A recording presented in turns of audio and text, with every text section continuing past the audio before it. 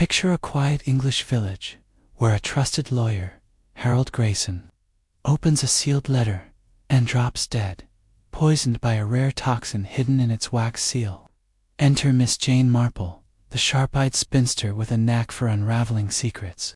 As she probes the lives of 4 suspects, Grayson's shady client, ambitious partner, devoted secretary, and bitter brother, a web of hidden motives emerges. From London's shadowy chemists to Much Benham's whispered gossip, every clue points to a cunning killer. Can Miss Marple uncover the truth before another letter strikes?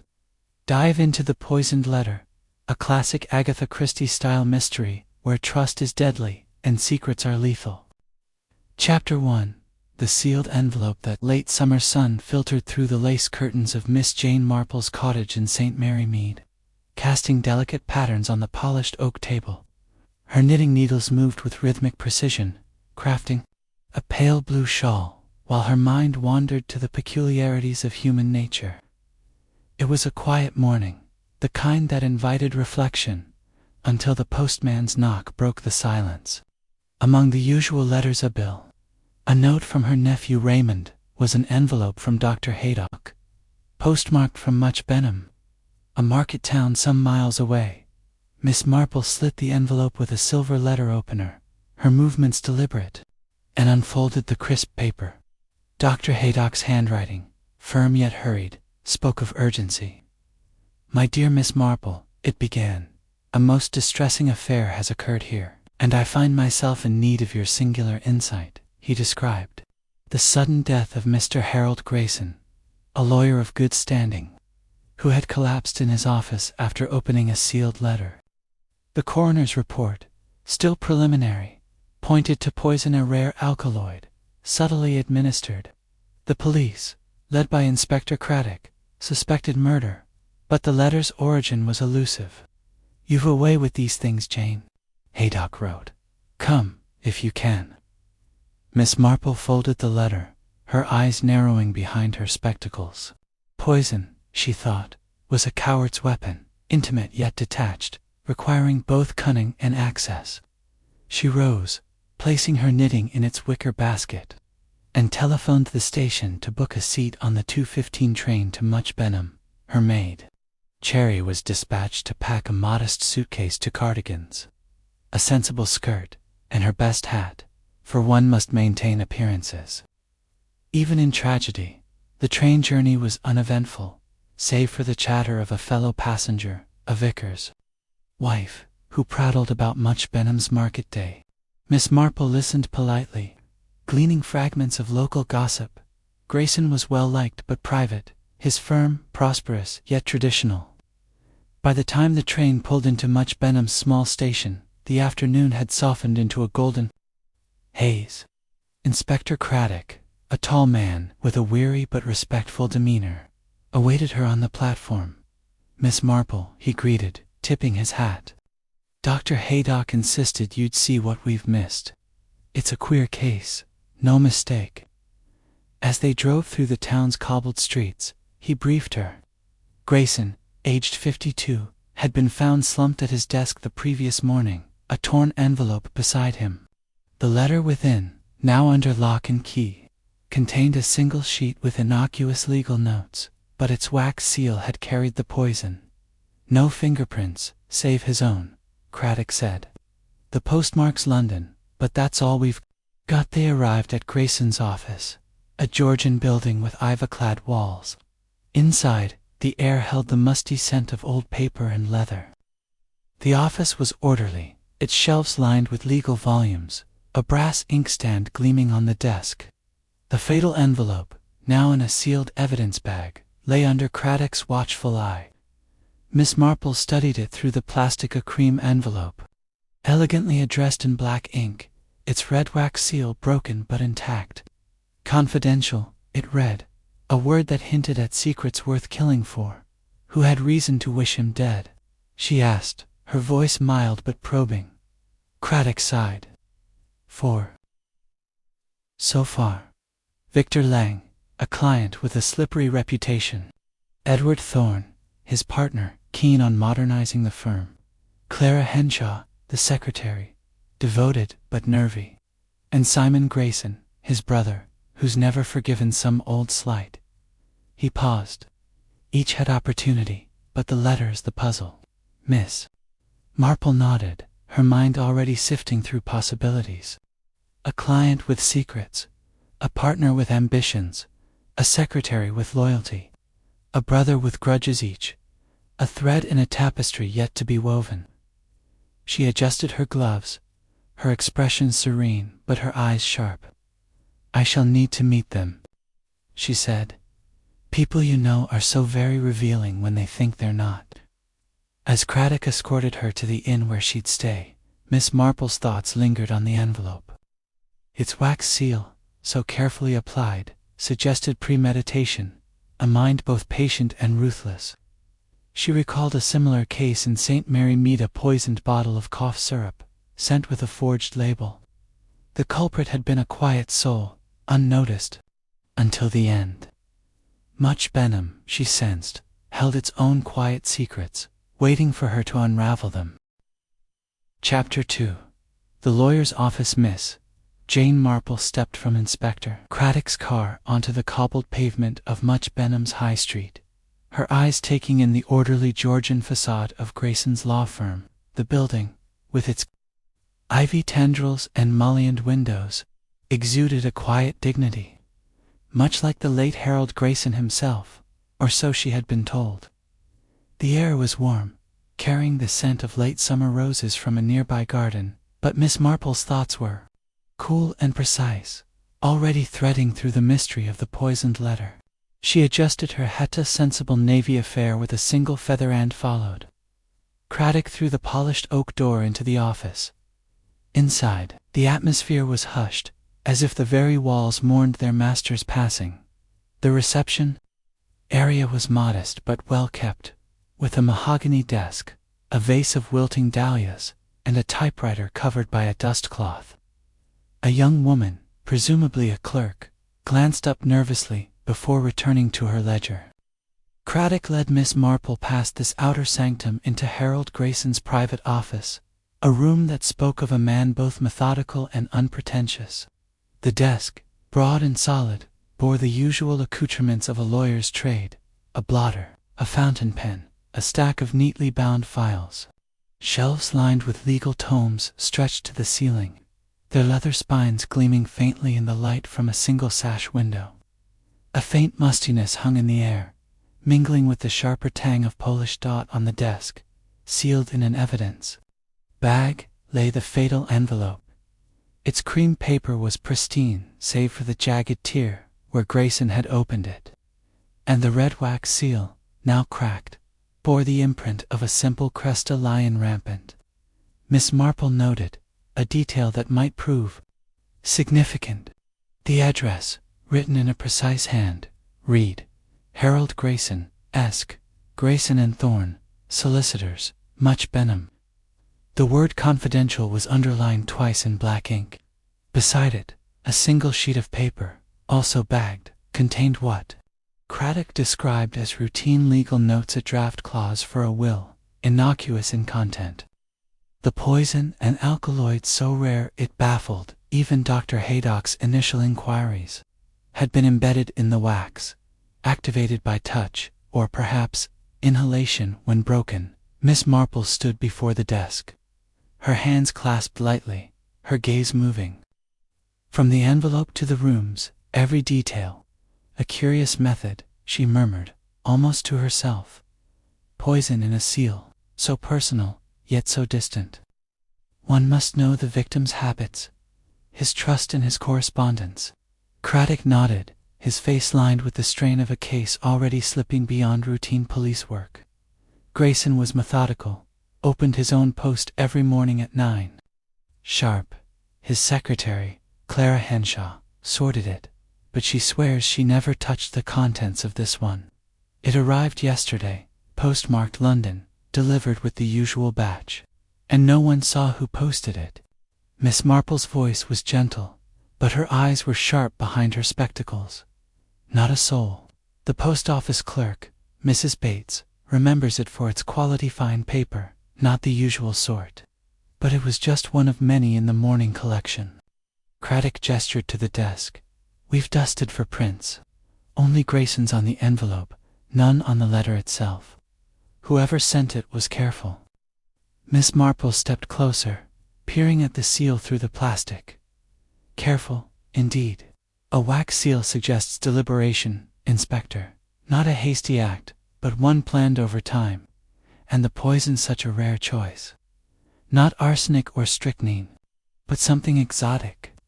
That speaks of knowledge, perhaps even connections. Craddock rubbed his jaw. Dr. Haydock's still tracing the alkaloid.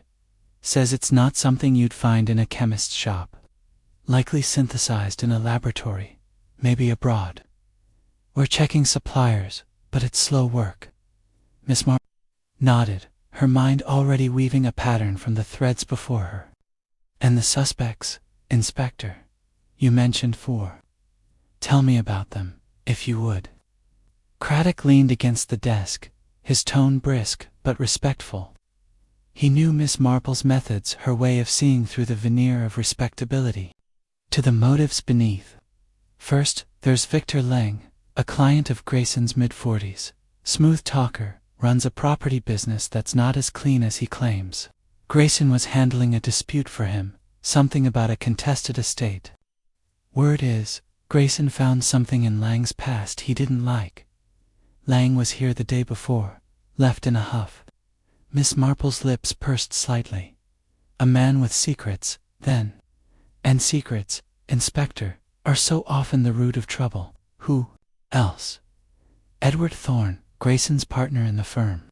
Ambitious sort, pushing to modernize take on corporate clients, expand to London. Grayson wanted to keep things local, traditional. They argued, publicly at times. Thorne's set to inherit the firm now, or at least control it.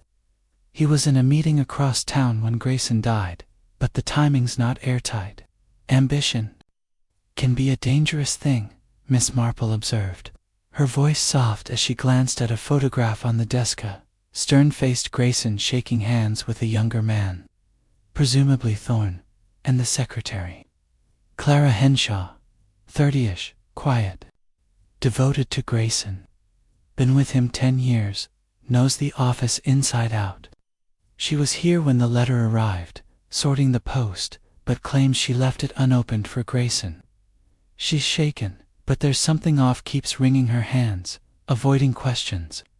No clear motive, unless she's hiding something personal. Miss Marple's eyes flickered with interest. Devotion can mask many things, Inspector. Love, resentment, fear. And the brother, Simon Grayson, the younger sibling. Lives on the edge of town, bit of a wastrel, gambling debts. Spotty work history. He and Harold fell out years ago. Something about money Harold wouldn't lend. Simon's got no alibi worth mentioning. Says he was at the Red Lion pub, but the barman's vague on times.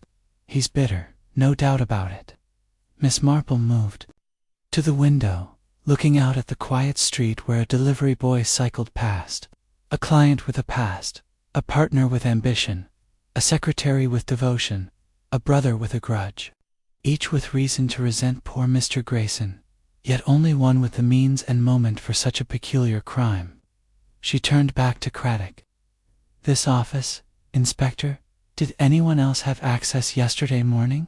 Only the staff, Clara, a junior clerk, and the charwoman, Mrs. Dodd. She cleans evenings, so she's out of the frame. The clerk, young Tom Wheeler, was running errands. Clara was in and out, but Grayson was alone when he opened the post. Miss Marple nodded, her gaze returning to the desk. She noticed a small ink stain on the blotter, a detail that spoke of Grayson's carelessness in small things, despite his professional precision. Beside it lay a letter opener, its silver handle engraved with initials HG. He opened it himself, then, she mused. No one forced his hand. The poison was certain to reach him, and him alone. Craddock shifted, impatient but trusting. Her process. We're checking the London postmark, but it's a needle in a haystack. Anyone could have sent it from there. Lang travels to London often, Thorne's been pushing for a branch there, and Simon's known to drift about. Even Clara's got relatives in the city. Miss Marple's fingers brushed the edge of a bookshelf where a thin layer of dust suggested neglect in the corners. A letter is such an intimate thing, Inspector. It arrives with trust, an expectation of truth. Whoever sent this knew Mr. Grayson's habits, his routine. They counted on his curiosity, his duty to open it. She paused, her eyes narrowing. Tell me, was the envelope sealed when it arrived? Clara says it was. The wax was intact, no tampering. Grayson broke it himself. And the letter inside those legal notes, were they in his hand? Craddock frowned, flipping open his notebook. Typed, not handwritten. Could have been from anyone, but they matched the style Grayson used for drafts. We're checking his typewriter, but it's standard office equipment. Miss Marple's lips curved faintly, a smile that held no mirth. Typed, yet sealed with wax. An odd combination in these modern times.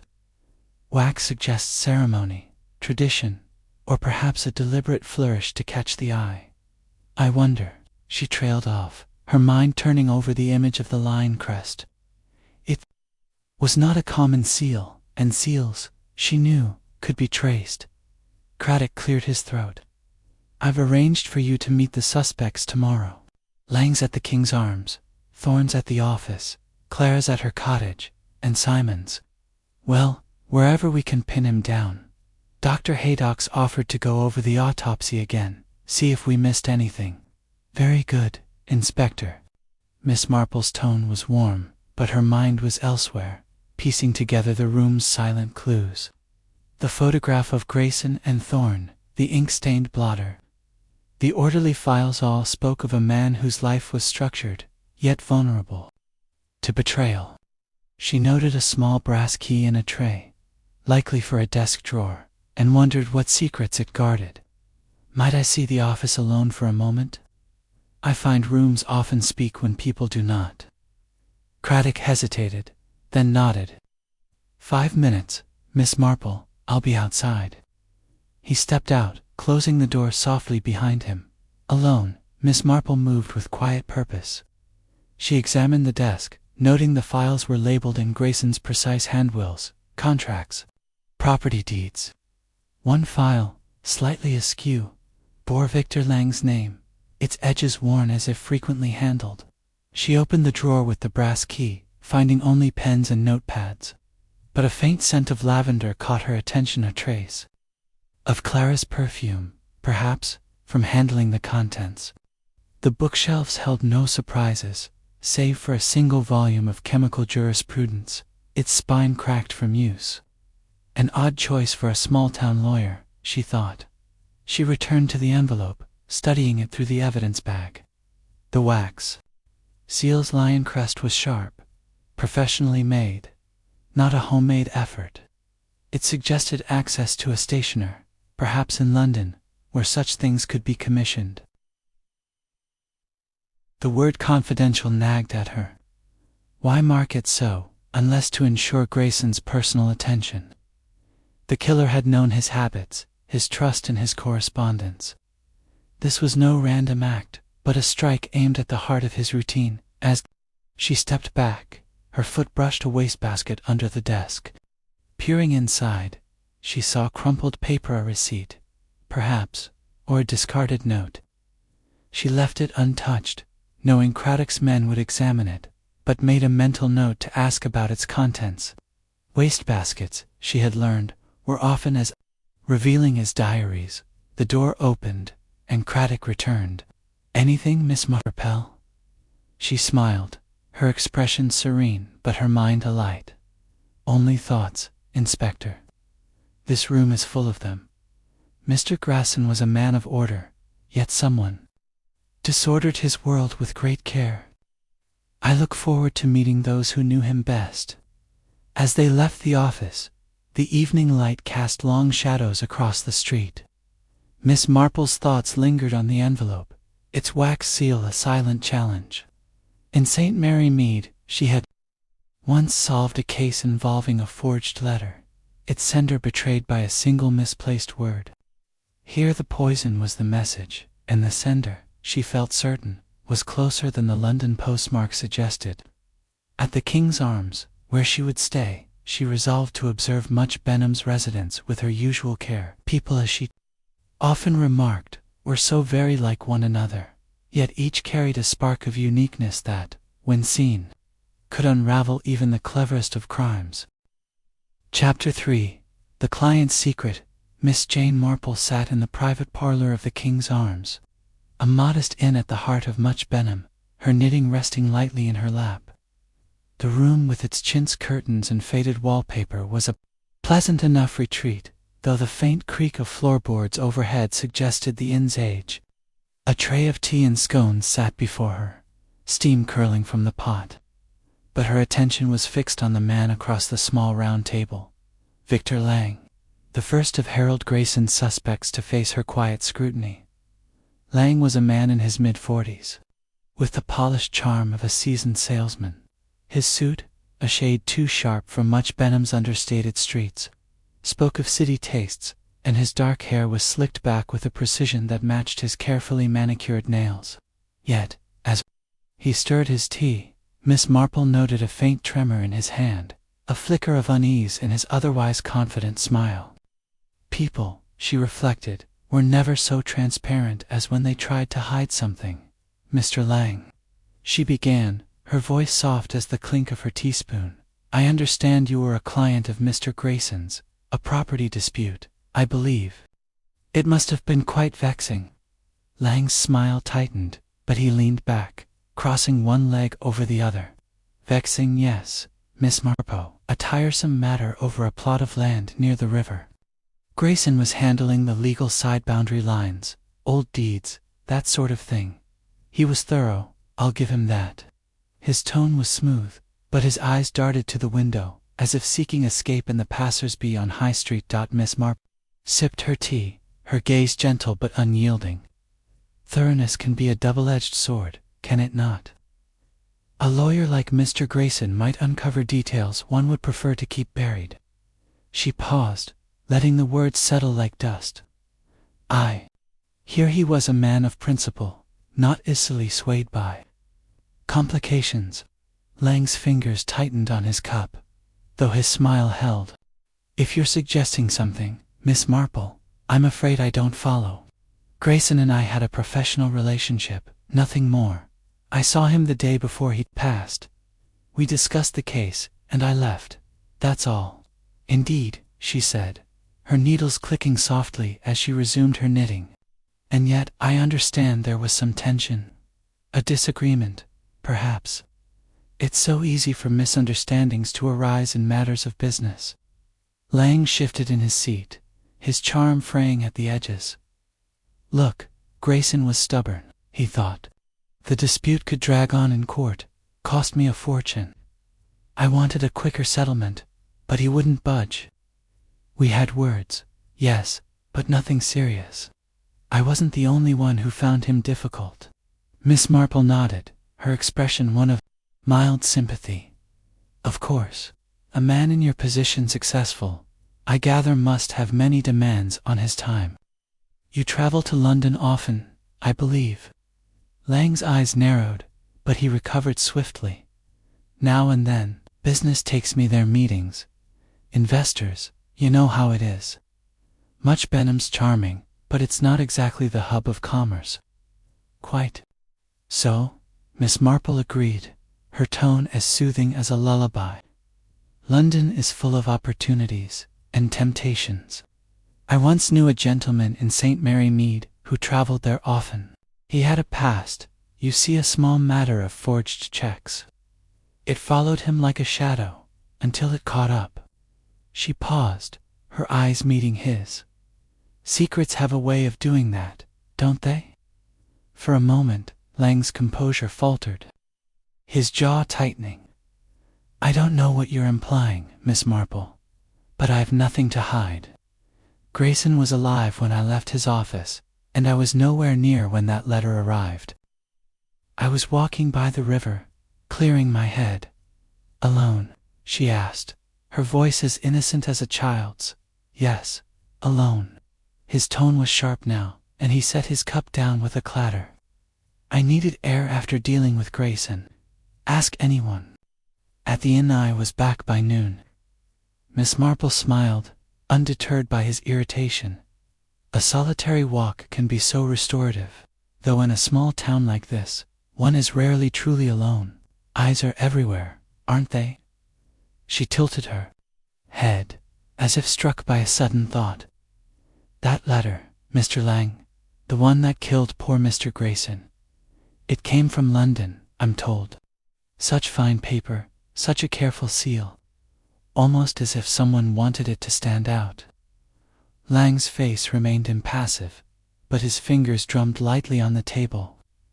Plenty of people send letters from London. Doesn't mean I had anything to do with it. Of course not, she said, her needles pausing as she leaned forward slightly. But you'll forgive an old woman's curiosity. Mr. Grayson, I hear, had discovered something about a client, a matter from years past, perhaps not entirely savory. A conviction, say, for fraud. Such a thing could ruin a man's reputation. Could it not? The color drained from Lang's face, though he masked it with a forced laugh. You've been listening to gossip, Miss Marple. I'm a businessman, not a saint, but fraud. That's nonsense. Grayson never mentioned anything like that to me. Miss Marple's eyes held his, calm but searching. Perhaps he hadn't the chance. Or perhaps he was waiting for the right moment. Lawyers, I find, are so very discreet until they choose not to be. She resumed her knitting, the soft click of her needles filling the silence. Tell me, Mr. Lang, do you know much about poisons? Rare ones, I mean. The sort not found in a common chemist's shop. Lang stood abruptly, his chair scraping against the floor. I've had enough of this. I came to help, but I won't be accused by some nosy old. He caught himself, smoothing his jacket. I'm sorry, Miss Marple. It's been a trying time. I don't know anything about poisons or letters. I was Grayson's client, nothing more. Miss Marple nodded, her expression unchanged. Of course, Mr. Lang, I do appreciate your time. A man like you must be terribly busy. She watched as he gathered his hat and strode to the door, his steps quick but not quite steady. As the door closed behind him, she set her knitting aside, her mind turning over the encounter. Lang's polish, she thought, was a veneer, thin as the wax on that deadly seal. His nervousness, his quick denial of any past trouble, suggested a man with something to conceal. She recalled a case in St. Mary Mead, charming young man, all smiles, who'd swindled half the village before his past caught up. Lang's manicured hands, his frequent trips to London, and his weak alibi of a solitary walk all pointed to a man accustomed to covering his tracks. But poison, that required a different sort of cunning, a knowledge he hadn't betrayed in there. Talk. Rising, Miss Marple crossed to the window, looking out at the bustling street where market stalls were being packed away. Much Benham, like her own village, was a place where secrets simmered beneath polite surfaces. Lang's past, whatever it was, had likely crossed Grayson's desk, and the lawyer's principles had made him a threat. But was Lang bold enough or desperate enough to craft such a precise murder? She returned to her tea, now cold, and considered her next steps. Inspector Craddock had arranged for her to meet Edward Thorne, Grayson's partner, at the law firm tomorrow morning. Thorne, with his ambitions for expansion, might have seen Grayson as an obstacle. Then there was Clara Henshaw, the devoted secretary, whose loyalty might hide deeper feelings, and Simon Grayson, the embittered brother, whose grudges could have festered into something lethal. Each, Miss Marple knew, would reveal themselves. In small ways, a glance, a hesitation, a word to carefully chosen. As she sipped her tea, a memory surfaced. A letter sent to a St. Mary Mead spinster, laced not with poison but with lies, designed to ruin her. The sender had been unmasked by a single detail, a misspelled name, betraying their haste. Here, the letter's precision suggested no such carelessness, but the lion crest on the seal nagged at her. It was distinctive, traceable, a possible thread to tug. She made a mental note to ask Craddock about local stationers and London contacts. The parlor clock chimed and Miss Marple gathered her things, her mind already mapping the days ahead. Lang's unease was a clue, but not the whole picture. The truth, she felt, lay in the interplay of motives, greed, fear, resentment, or perhaps something softer, like love turned sour. As she stepped into the inn's corridor, her small figure unassuming against the oak-paneled walls, she felt a familiar thrill. Much Benham's secrets were waiting, and Miss Marple, with her quiet persistence, would find them. Chapter 4. The partner's ambition. Miss Jane Marple made her way along Much Benham's High Street the following morning, her sensible shoes tapping lightly on the cobblestones. The air was crisp, with a hint of autumn in the breeze, and the town was stirring to life. Shopkeepers sweeping doorsteps, a milk cart rattling past. She carried a small black handbag, her knitting tucked inside, and her eyes bright behind her spectacles, took in every detail of the bustling scene. The law firm of Grayson and Thorne was her destination, where Edward Thorne, Harold Grayson's partner, awaited her. Inspector Craddock had arranged the meeting, and Miss Marple was eager to observe the man whose ambitions, she suspected, might have collided with Grayson's steadfast principles. The firm's office, bathed in the soft light of a late summer morning, looked much as it had the previous day, though the reception area now hummed with quiet activity. The young clerk, Tom Wheeler, was sorting files, his movements brisk but nervous under Miss Marple's gaze. She offered him a kind smile, noting his flushed cheeks. Youth, she thought, was so often unsettled by tragedy. Craddock, waiting by the inner door, ushered her into Thorne's office, a room adjacent to Grayson's, but markedly different in character.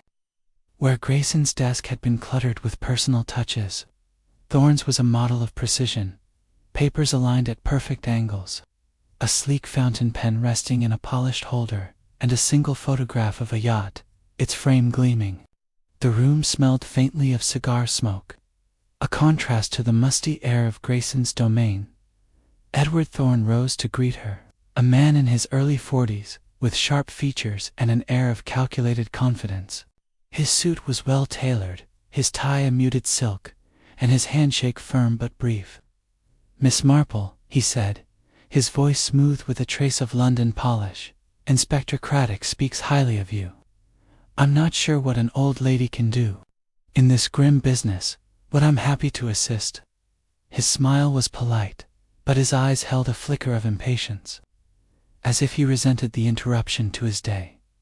Miss Marple settled into a leather chair, her hands resting lightly on her handbag. "You're very kind, Mr. Thorne. I'm merely here to understand poor Mr. Grayson's world. A lawyer's life is so full of confidences, is it not? And you, as his partner, must have shared many of them." Thorne leaned back, his fingers steepled. "Harold and I worked closely, yes. He was the heart of this firm, traditional, meticulous, a stickler for the old ways. We balanced each other, I like to think. I handle the forward-looking side, new clients, bigger cases. He preferred the local families, the wills and deeds." Miss Marple nodded, her expression one of gentle interest. "A balance indeed, though I've heard there were differences of opinion about the firm's future, perhaps." Thorne's smile tightened, but he maintained his composure. "Differences, every partnership has them. Harold wanted to keep things small, rooted here in Much Benham. I saw potential for more corporate clients, a London office. The world's changing, Miss Marple. A firm like ours can't stay stuck in the past." "Of course," she said, her voice soft as the rustle of her skirt. "Change can be invigorating, but it does unsettle some. I once knew a gentleman in St. Mary Mead, a grocer, who wished to modernize his shop, His partner resisted, and oh, the quarrels that followed. It ended rather sadly. She paused, her eyes meeting Thorne's. Mr. Grayson's death must have been a shock, coming at such a pivotal time for the firm. Thorne's jaw tightened, but he nodded. A terrible shock. Harold was in good health, or so I thought. I was across town when it happened, meeting a potential client, Mr. Hargreaves, about a merger. I came back to find the office in chaos, police everywhere. He shook his head, as if the memory pained him. Miss Marple's fingers brushed the edge of her handbag, where her knitting lay hidden. A merger, you say? That must have been a significant step. Did Mr. Grayson approve? Thorne hesitated, his fingers tapping lightly on the desk. He was cautious, wanted to review every detail, consult the clients. Harold was never one for haste. I respected that, even if it frustrated me at times. Frustration can be trying, Miss Marple observed, her tone sympathetic. And now, with Mr. Grayson gone, the firm is yours to shape. A heavy responsibility, but also an opportunity, I imagine. Thorne's eyes narrowed, but he kept his tone even. I won't deny it's an opportunity. The firm needs to grow to survive. But I'd rather Harold were still arguing over every contract. He was a good man, Miss Marple, even if we didn't always see eye to eye. She nodded, her gaze drifting to the yacht photograph. A fine vessel, she remarked. Yours, Mr. Thorne. A dream, not a reality, he said with a wry smile. Someday, perhaps, when the firm's on steadier ground. For now, it's just a reminder to keep pushing forward. Miss Marple smiled, her mind noting the ambition in his words, the gleam in his eye when he spoke of the future. Ambition, she knew, could drive a man to great heights, soar to desperate acts. She recalled a case in St. Mary Mead, where a young curate's ambition for a grander parish had led to deceit, though not murder. Thorne's polished exterior, his orderly desk, suggested a man who planned meticulously. Could such a man have planned a murder as precise as the poisoned letter? Tell me, Mr. Thorne, she said, her voice as mild as ever. That dreadful letter, the one that killed Mr. Grayson. You saw the post arrive, I presume, being in the office so often. Thorne shook his head. I wasn't here that morning. I left early for my meeting. Clara Miss Henshaw handled the post, as usual.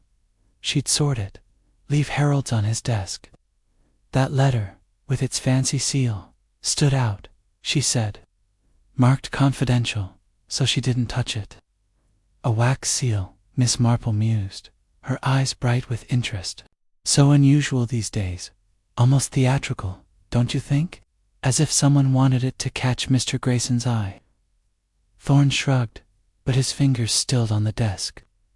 Harold was particular about his post. Always opened it himself, never trusted anyone else. Whoever sent that letter knew he'd break the seal. Indeed, Miss Marple said, her needles clicking faintly as she drew her knitting from her bag. More to occupy her hands than to work. And you, Mr. Thorne, do you know much about such things? Poisons, I mean. The one used was quite rare, I'm told. Thorne's smile was thin, almost amused. Poisons. Hardly my expertise, Miss Marple. I deal in contracts, not chemistry. If you're looking for that sort of knowledge, you'd do better to ask Clara. She's got a sharp mind, studied something scientific before she came here, I think. Miss Marple's eyebrows rose slightly, though her expression remained serene. Did she now? How interesting. People's pasts are so full of surprises, aren't they? She paused, her needles pausing too. And you're meeting Mr. Thorne, the one with Mr. Hargreaves. It went well, I hope. Thorne's eyes flickered, but he answered smoothly.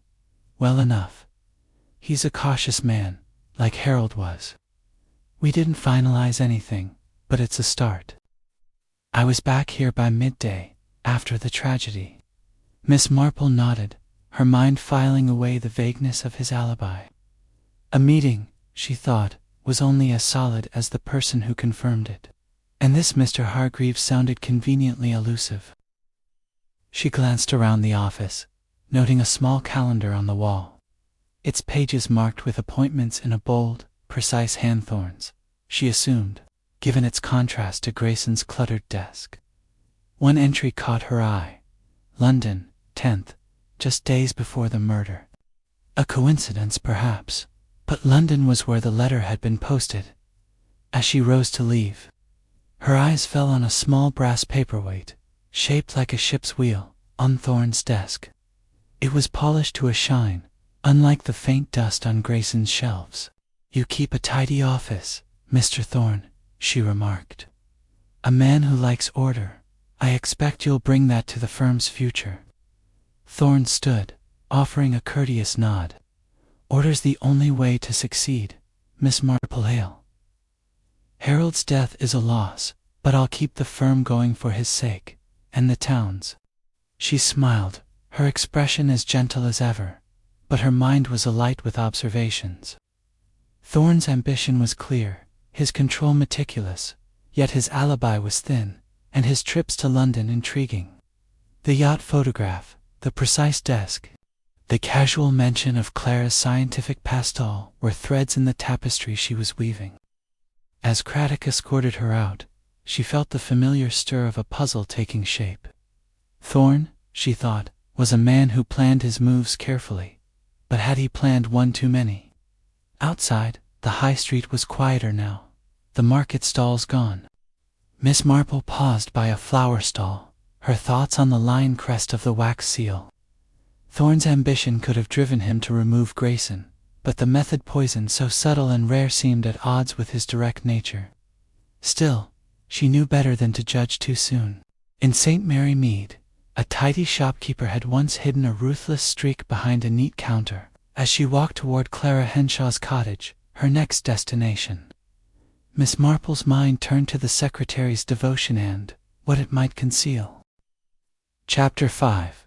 The secretary's devotion. Miss Jane Marple walked briskly through the quieter lanes of Much Benham, her small figure dwarfed by the hedgerows that lined the path to Clara Henshaw's cottage. The late morning sun cast dappled shadows, and a blackbird's song filled the air, but Miss Marple's thoughts were far from the pastoral calm. Her meeting with Edward Thorne had left her with a sense of his calculated ambition, yet the poisoned letter's precision suggested a different temperament, one perhaps more emotional, more personal. Clara Henshaw, Grayson's devoted secretary, was next, and Miss Marple was eager to see what lay beneath her quiet exterior. The cottage, tucked at the end of a narrow lane, was a picture of modest charm, whitewashed walls, a thatched roof, and a garden bursting with lavender and roses. A wooden gate creaked as Miss Marple pushed it open, her eyes noting the well-tended flower beds. Devotion, she thought, often showed itself in small waste-pruned roses, polished desks, or perhaps a loyalty that ran too deep. She knocked softly, and the door opened to reveal Clara Henshaw, a woman in her early 30s, with a pale, pinched face and eyes red from recent tears. "Miss Marple," Clara said, her voice trembling slightly as she stepped aside. "Inspector Craddock said you'd come. Please, do come in." Her hands twisted a handkerchief, and her plain gray dress seemed chosen to blend into the background, much like Clara herself. The sitting room was cozy but sparse, with a single armchair by a small fire, a shelf of well-worn books, and a sewing basket in the corner. A faint chemical scent lingered, not unpleasant but distinct, perhaps cleaning fluid, Miss Marple thought, or something less innocent. Clara gestured to a chair, her movements jerky, and offered tea from a chipped pot. Miss Marple accepted with a smile, settling in with her knitting bag at her side, her needles ready to provide the soothing rhythm that so often put others at ease. "I'm so sorry for your loss, Miss Henshaw," Miss Marple began, her tone warm with sympathy. "Mr. Grayson must have been a fine employer. 10 years, I understand. is a long time to work so closely with someone." Clara's eyes welled up, and she dabbed at them with her handkerchief. "He was more than an employer, Miss Marple. Mr. Grayson was kind, fair, always took time to explain things. Not like some, who treat you like furniture." Her voice caught, and she looked away, toward a small photograph on the mantel, a formal portrait of Harold Grayson, his stern face softened by a rare smile. Miss Marple nodded, her needles clicking gently. "Kindness leaves a mark, doesn't it? I knew a lady in St. Mary Mead, a governess, who spoke of her employer with such warmth. Her devotion, though, led her to overlook certain indiscretions. Loyalty can be a heavy burden, can it not?" Clara's hands stilled, and she met Miss Marple's gaze, her expression wary. "I don't know what you mean, Miss Marple. I did my job, sorted his post, typed his letters, kept his appointments. Mr. Grayson trusted me, and I never betrayed." "That, of course," Miss Marple said, her voice as gentle as a summer breeze. "And that morning, the morning of the tragedy, you sorted the post, I believe. That dreadful letter, with its wax seal. You must have noticed it." Clara's fingers tightened on her handkerchief, twisting it into a knot. "I did. It was different. Fine paper, a red seal with a lion crest, marked confidential, so I set it aside for Mr. Grayson. He always opened those himself. I didn't touch it, I swear." Her voice rose, a note of panic creeping in. Miss Marple's eyes softened, but her mind was sharp, noting the tremor in Clara's voice, the way her gaze darted to the floor. "No one doubts your care, Miss Henshaw. But such a letter, it would catch the eye, wouldn't it? Did you see Mr. Grayson open it?" Clara shook her head, her lips trembling. "No. I was in the outer office, filing. I heard him cough, then a thud. I ran in and he was on the floor. His face—" She broke off, covering her mouth. "I called for help, but it was too late." Miss Marple leaned forward slightly, her knitting paused. "How dreadful for you, to see him like that, after all those years. You must have known him so well. His habits, his worries. Did he seem troubled in the days before?" Clara hesitated, her eyes flickering to the photograph. "He was quieter than usual, working late, going through old files. He didn't say why, but I thought it was a case, Mr. Lang's maybe. They'd argued the day before." "Mr. Lang," Miss Marple repeated, her tone thoughtful. "A difficult client, I hear. And Mr. Grayson, being so principled, might have found something troubling. A secret, perhaps, that needed airing." Clara's face paled further, and she stood abruptly, moving to the kettle as if to busy herself. "I wouldn't know, Miss Marple. I typed what Mr. Grayson gave me, nothing more.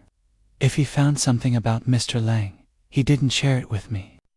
Miss Marple's needles resumed their rhythm, the soft click filling the silence. "Of course, but you're an observant woman, Miss Henshaw. 10 years in an office, one sees things, hears things. A word here, a look there. I once knew a secretary in St. Mary Mead who noticed her employer's moods better than his own wife. She loved him, you see, in her quiet way." Clara froze, her back to Miss Marple, as she poured tea. "I respected Mr. Grayson," she said, her voice barely above a whisper. "He was good to me. That's all." Miss Marple's eyes narrowed slightly, though her smile remained kind. "Respect is a fine thing, but it can blur into something deeper, can't it? And when someone we care for is threatened, we might do anything to protect them more, to shield ourselves from their disapproval." Clara turned, her eyes wide with a mix of fear and defiance. "I didn't hurt him, Miss Marple. I'd never do that. I was in the office all morning. Everyone." "Saw me?" asked Tom, the clerk. "Ask Mrs. Dodd, the charwoman. I was there, working, when it happened." Miss Marple nodded, her expression serene but her mind cataloging every detail. The chemical scent, faint but persistent. The photograph on the mantel, a shrine to Grayson's memory. Clara's trembling hands, betraying more than her words. "I'm sure you were, my dear," she said. "But that letter, it puzzles me. Such a cruel thing, to send poison in something so trusted. Did you ever see Mr. Grayson receive letters like that before? With wax seals, I mean." Clara sat again, her movements slow, as if weighed down. "Not often. Sometimes from London firms, but they were rare. That one, it looked important. I thought it was about a case, maybe something urgent." Miss Marple's needles paused, her eyes meeting Clara's. "Urgent enough to kill, perhaps. Tell me, Miss Henshaw, you've a fine mind, I'm told. Mr. Thorne mentioned you studied something scientific before coming here. Chemistry, was it?" Clara's breath caught, and her hands clenched in her lap. "That was years ago, Miss Marple. I took a course, but I didn't finish. I needed work, so I learned typing instead. I don't know anything about poisons." Her voice was sharp, almost desperate, and the chemical scent seemed stronger now, though Miss Marple couldn't place its source. "Of course," Miss Marple said, her tone soothing. "But knowledge lingers, doesn't it? Like a recipe one hasn't cooked in years, but could, if pressed." She smiled, setting her knitting aside. "You've been most helpful, Miss Henshaw. I shan't take more of your time." Clara rose, her relief palpable but tinged with unease. "I just want this to be over," she murmured, leading Miss Marple to the door. "Mr. Grayson didn't deserve this." "No one deserves such an end," Miss Marple agreed, pausing at the threshold. Her eyes swept the garden, noting a small shed half hidden by roses. "Your flowers are lovely, Miss Henshaw. Such care you take. It's a pity life can't always be as orderly as a garden." As she walked back to the lane, Miss Marple's thoughts churned. Clara's devotion was genuine, but her fear was equally real. The chemical scent, her unfinished studies, her presence at the office all were pieces of a puzzle, but not yet the whole picture. She recalled a St. Mary Mead widow who'd poisoned her husband's tea, her love turned to resentment by years of neglect. Clara's feelings for Grayson, whether love or loyalty, could have made her vulnerable to manipulation, perhaps, or to her own desperation. The lion crest on the wax seal nagged at her, as did the chemical scent. Was it cleaning fluid, or something more sinister? Clara's alibi, supported by the clerk and charwoman, was solid, but alibis could be crafted. As she neared the King's Arms, Miss Marple resolved to ask Craddock about the shed and any chemical traces in the cottage. Clara Henshaw, with her trembling hands and tearful eyes, was no mastermind, but she might be a pawn in someone else's game. The next step was Simon Grayson, the embittered brother, and Miss Marple felt the threads of Much Benham's secrets drawing tighter. Chapter 6. The brothers' grudge. Miss Jane Marple navigated the uneven path leading to the outskirts of Much Benham, where the cobbled streets gave way to muddy lanes and overgrown hedges. The afternoon sky was overcast, casting a muted light over the landscape, and a faint dampness in the air hinted at coming rain. Her destination was the home of Simon Grayson, Harold Grayson's younger brother, whose reputation as a wastrel preceded him. Inspector Craddock had warned her of Simon's surly disposition, but Miss Marple was undeterred. Grudges, she knew, were like weeds deep-rooted and tenacious, often poisoning the soil they grew in. She adjusted her shawl, her knitting bag, swinging lightly at her side, and approached the ramshackle house that stood alone at the lane's end. The dwelling was a stark contrast to Clara Henshaw's tidy cottage. Its paint peeled in long strips, the windows were grimy, and the garden was a tangle of nettles and discarded bottles. A broken chair leaned against the porch, and the air carried a sour whiff of stale beer. Miss Marple knocked firmly, her small figure resolute despite the house's unwelcoming air. After a long pause, the door creaked open, revealing Simon Grayson in his late 40s, his face gaunt and unshaven, his eyes bloodshot. His shirt was rumpled, and a faint tremor in his hands suggested a recent bout with the bottle. "Miss Marple, is it?" he said, his voice rough but wary. "Craddock said you'd poke your nose around. Well, come in, then. Not much to see." He stepped aside, gesturing with a jerk of his head. The parlor was as disordered as the exterior. A sagging sofa, a table littered with empty glasses, and a fireplace choked with ash. Books, surprisingly numerous, were stacked haphazardly on a shelf, some on law, others on chemistry and botany, their spines cracked from use. Miss Marple noted them with interest, settling into a chair that wobbled under her slight weight. She drew her knitting from her bag, the familiar click of her needles a soothing counterpoint to the room's disarray. "Thank you for seeing me, Mr. Grayson," she began, her tone gentle but direct. "I'm so sorry about your brother. It must be a great shock, losing him so suddenly." Simon snorted, slumping onto the sofa. "Shock, maybe, not grief, though Harold and I hadn't spoken properly in years. He was too high and mighty, sitting in his fancy office, while I scraped by." His voice was bitter, but his eyes flickered with something soft regret, perhaps, or guilt. Miss Marple's needles moved steadily, her eyes meeting his with quiet sympathy. "Family quarrels are so painful, aren't they? I knew 2 brothers in St. Mary Mead, once close, torn apart over a small inheritance. The resentment lingered, like a wound that never heals." "Was it money, with you and Mr. Grayson?" Simon's jaw tightened, and he reached for a glass, though it was empty. "Money, Years ago, I got into trouble, gambling debts, bad ones. I asked Harold for help, just a loan to tide me over. He refused, said I'd squander it. Left me to the wolves, and I lost everything: house, savings, dignity." He laughed a harsh sound. "He was always the righteous one, Harold."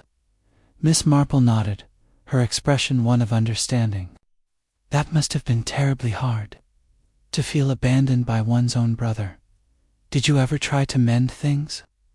Simon shrugged, his eyes on the floor. "Tried, once or twice.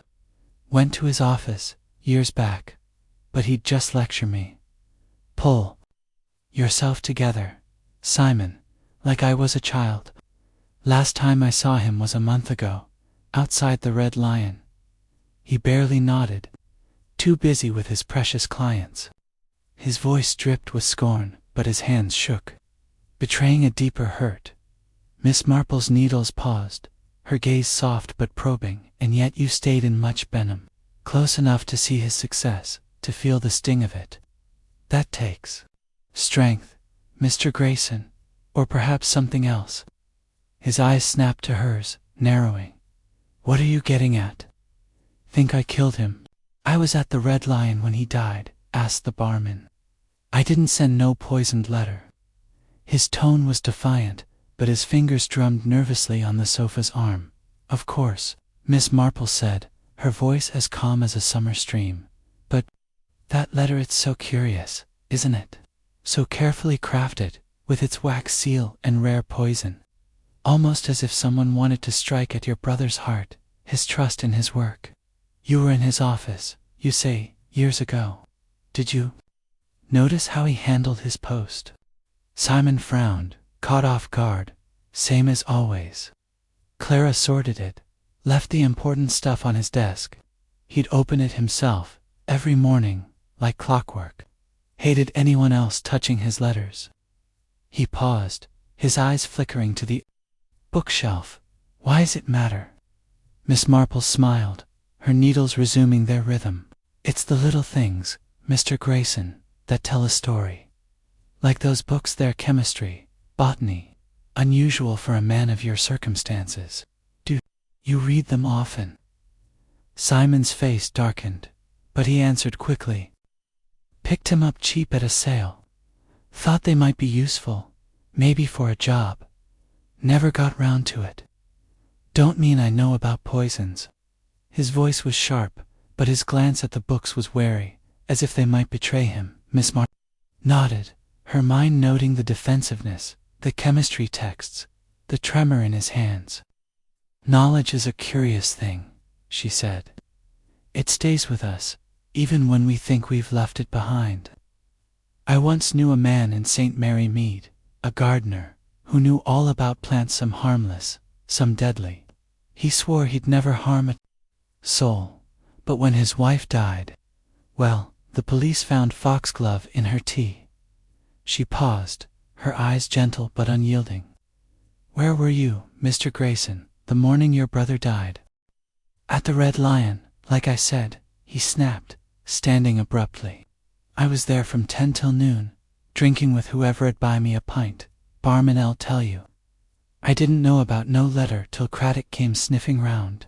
Miss Marple set her knitting aside, her expression serene. A pub can be a busy place, can't it? So many comings and goings, it's hard to be certain of times. But I'm sure Inspector Craddock will check. She rose, smoothing her skirt. You've been very patient, Mr. Grayson. I do appreciate it. Simon muttered something, his eyes avoiding hers as he opened the door. Just find who did it, and leave me be. I've got enough troubles without this. As Miss Marple stepped into the lane, the first drops of rain speckled her shawl. She glanced back at the house, its sagging roof and cluttered interior, a mirror of Simon's life. His grudge was palpable, a wound festered over years, and those chemistry books were an unexpected detail. She recalled a St. Mary Mead ne'er-do-well, a man with a knack for brewing illicit remedies, whose knowledge had turned dangerous when crossed. Simon's alibi, like Lang's walk and Thorne's meeting, was vague, and the Red Lion's barman, she suspected, might not recall the morning with clarity. The rain began to fall in earnest, and Miss Marple opened her umbrella, her thoughts on the lion crest of the wax seal.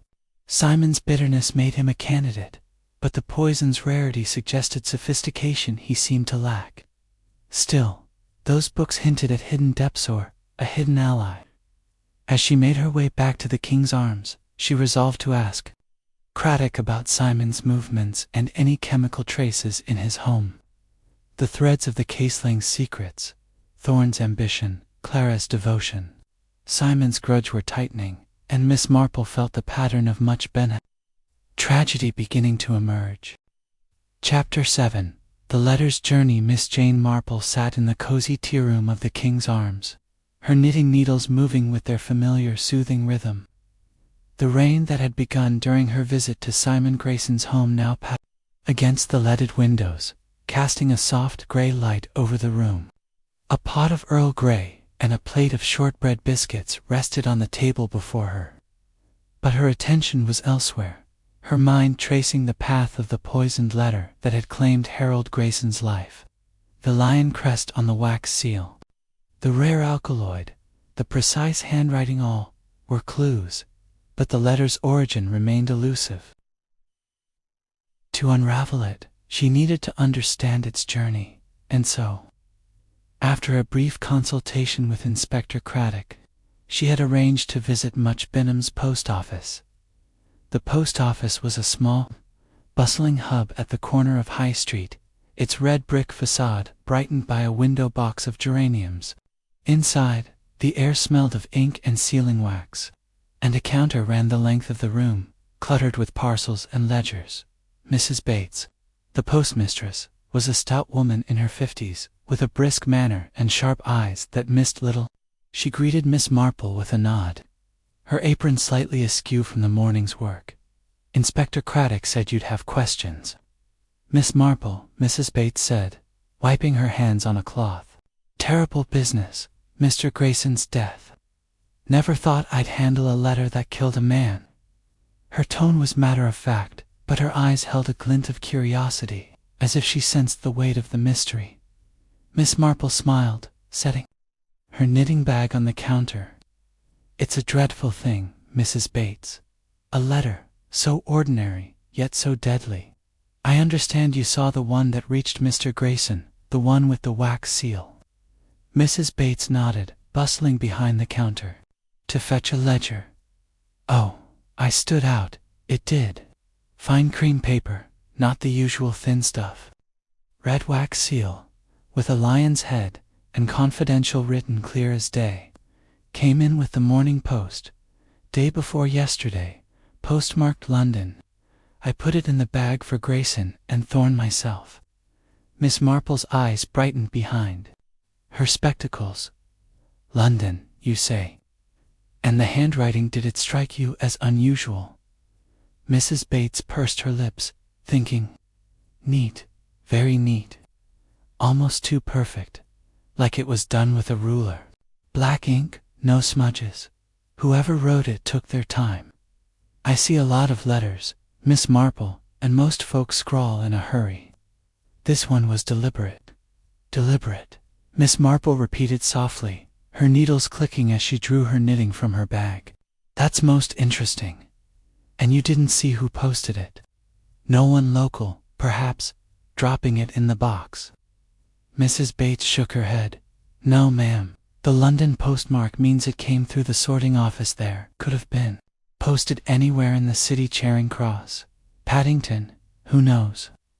Our box here's for local post, and I'd have noticed paper like that. Only local I saw that morning was young Tom Wheeler, the clerk from Grayson's office, but he was just collecting their mail. Miss Marple nodded, her mind filing away the detail. Tom Wheeler, you say? And the post arrived at the office when usual time, around 8:30. Tom takes it straight to Miss Henshaw, and she sorts it for Mr. Grayson. That letter would have been on his desk by 9 when he started his day. Mrs. Bates leaned forward, lowering her voice. Mind you, Miss Marple, there's talk in town. Folks say Mr. Grayson was poking into things' secrets, like, could that letter have come from someone he crossed? Miss Marple's smile was gentle, but her eyes were sharp. Gossip has a way of circling the truth, doesn't it, Mrs. Bates? Like a moth round a flame. I wonder, do you keep records of such fine stationery? Or perhaps you know of a local who orders it? Mrs. Bates chuckled, shaking her head. Not here, Miss Marple. We sell plain envelopes, nothing fancy. You'd need a stationer in London for paper like that, or maybe Bristol. As for seals, I've not seen a lion crest before. Most folk use stamps these days. Wax is old-fashioned. Old-fashioned, Miss Marple mused, her needles pausing, yet so effective for someone who wanted to be noticed. Thank you, Mrs. Bates. You've been most helpful.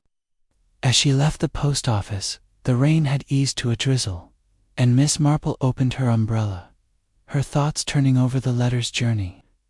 The London postmark suggested distance, but also anonymity, a city where a letter could be posted without trace. The lion crest, the fine paper, the careful handwriting, all pointed to premeditation, a mind that planned not just murder, but its delivery. She recalled a case in St. Mary Mead, where a threatening letter, sent from a nearby town, had been traced to a local typewriter. Here, the typewriter used for the letter's contents was likely Grayson's own, as Craddock had confirmed, but the envelope's address was handwritten, a detail that nagged at her. Back at the King's Arms, Miss Marple settled in the parlor. With a fresh pot of tea, her knitting a steady companion, she drew a small notebook from her bag, jotting down the threads of the case. Victor Lang's hidden past, Edward Thorne's ambition, Clara Henshaw's devotion, Simon Grayson's grudge. Each had ties to London. Lang's business trips, Thorne's merger plans, Clara's relatives, Simon's vague wanderings. The letter's journey began in the city, but its intent was rooted in much Benham, in the secrets Grayson had uncovered. She sipped her tea, her mind drifting to the lion crest. It was a specific choice, not a common design. In St. Mary Mead, a family crest on a stolen ring had led her to a thief. Here, the crest might point to the killer's identity or their pretense. A stationer in London could confirm its origin. But Craddock's men were already stretched, and she sensed the answer lay closer, in the motives of those around Grayson. The parlor door opened, and Inspector Craddock entered, his coat damp from the rain.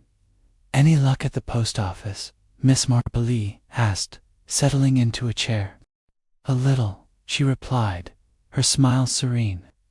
"Mrs. Bates is a sharp woman. The letter's quality stands out, fine paper. A lion crest, a London postmark. It was no casual act, Inspector. Someone knew Mr. Grayson's habits, his trust in his post. I wonder, have your men checked the wastebasket in his office? There was a crumpled paper, there perhaps a clue." Craddock nodded, making a note.